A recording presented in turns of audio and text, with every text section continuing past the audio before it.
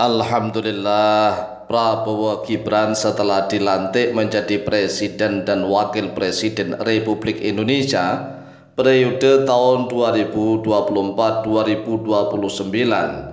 Prabowo Gibran bertekad tidak akan mau disetir oleh para habaib Alwi.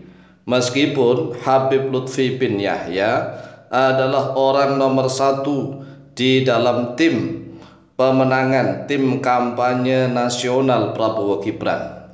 Ini berita yang sungguh luar biasa. Oleh sebab itulah, mari kita ucapkan selamat atas dilantiknya Pak Prabowo Gibran sebagai Presiden dan Wakil Presiden Republik Indonesia masa bakti tahun 2024 tahun 2029. Harapan mayoritas orang Islam Indonesia, ini khusus orang Islam. Kalau untuk orang-orang non-Islam, yaitu kan harapan mereka. Ini harapan mayoritas orang Islam Indonesia kepada Pak Prabowo Gibran selaku Presiden dan Wakil Presiden Republik Indonesia tahun 2024-2029 adalah jangan sampai mau disetir dan dikendalikan oleh Habib Lutfi bin Yahya. Meskipun Habib Lutfi bin Yahya sebagai orang nomor satu di dalam tim TKN, ya, tim kampanye nasional Prabowo Gibran. Jadi struktur organisasi tim kampanye nasional Prabowo Gibran itu yang paling atas adalah Habib Lutfi bin Yahya. Bisa diketik di Google. Nah, inilah sebagai pengingat bagi kita. Kita nggak boleh lupa bahwa tim pemenangan tim kampanye nasional Prabowo Gibran, orang yang nomor satu paling atas adalah Habib Lutfi.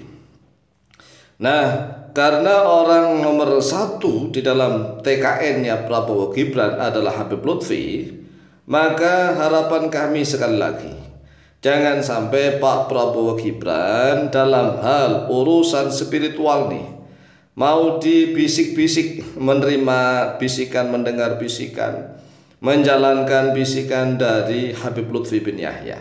Ini harapan kami. Tetapi kalau seandainya misalnya Pak Prabowo Gibran tetap harus melaksanakan bisikan-bisikan daripada Habib Lutfi bin Yahya, yaitu adalah urusan Pak Prabowo Gibran, itu adalah hak dari Pak Prabowo Gibran. Apalagi misalnya nih Pak Prabowo Gibran menganggap Habib Lutfi bin Yahya sebagai gurunya, maka hubungan antara murid dan guru ini mengikat.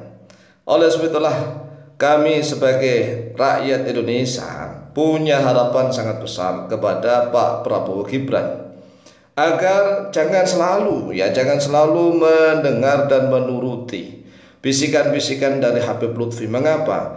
Sekarang keadaan berubah. Masalahnya keadaan sekarang ini berubah, tidak seperti kemarin. Cobalah sekarang sudah mulai banyak bukti-bukti yang dimunculkan oleh Allah melalui rakyat Indonesia. Banyak sekali makam-makam palsu yang dibongkar. Ini perbuatan siapa? Ini Allah cuma menunjukkan.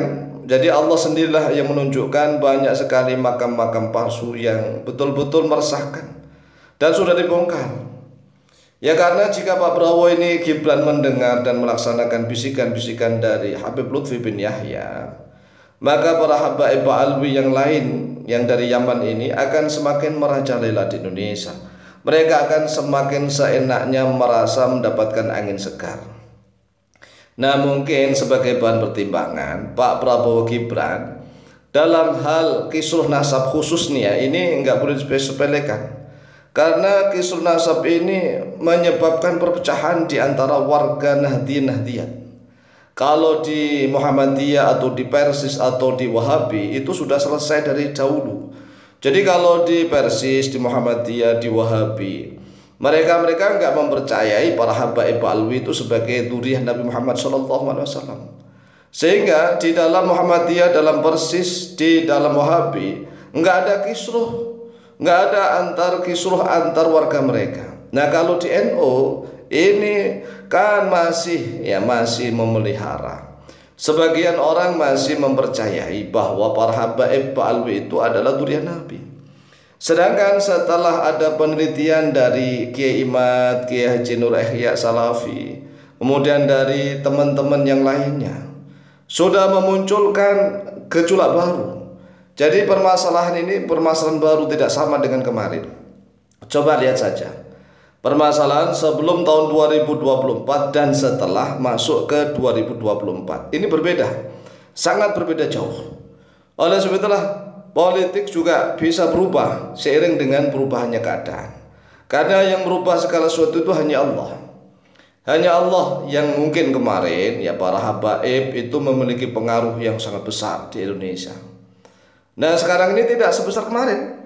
Coba saja.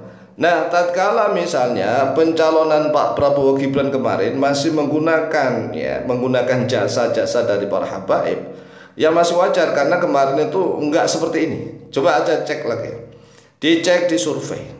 Pas pencalonan kemarin tidak seperti saat ini. Mengapa? Karena tatkala pencalonan kemarin yaitu Pilpres itu, mohon maaf, Habib Lutfi itu namanya masih sangat harum. Jarang orang yang berani menyentuh, mempermasalahkan nama Habib Lutfi bin Yahya. Ini dicatat nih, dicatat. Jadi jarang sekali orang yang berani untuk menyentuh atau mengusik nama Habib Lutfi bin Yahya. Ini dari kalangan warga Nahdliyin ya maksudnya. Kalau warga Muhammadiyah, warga Persis, warga Wahabi, ya sejak dulu udah mengobok-obok nama kesakralan nama Habib Lutfi bin Yahya. Tetapi tatkala tahun 2024 ini warga Nahdliyin sendiri sudah berani. Karena apa? Sudah banyak sekali bukti-bukti yang dibuka oleh Allah melalui warga-warga yang membongkar makam-makam palsu. Nah, bukan hanya itu saja, ini juga sudah terindikasi masalah pembelokan sejarah, muaranya kemana sudah terindikasi. Oleh sebab itulah sekali lagi nih Pak Prabowo Gibran, harapan kami bahwa pamor dan pengaruh para habaib di Indonesia, khususnya di dalam warga Nahdliyin Nahdliyat, tidak seperti sebelum Pilpres. Sekali lagi, jadi para pamor para habaib Pak Alwi dari Yaman ini sebelum Pilpres dan setelah Pilpres tahun 2024 ini berbeda. Bisa diadakan survei. Ayo bisa diadakan survei. Kalau sebagai seorang presiden, wakil presiden ini kan ya punya banyak tangan lah, kan sebagai pemimpin tertinggi negara. Bisa diadakan survei mana warga Indonesia yang kemarin masih mengidolakan para habaib dan mana warga Indonesia khususnya warga Nahdliyin yang saat ini sudah berbelok membela Kiai Haji Imaduddin Utsman Al-Bantani dan teman-teman.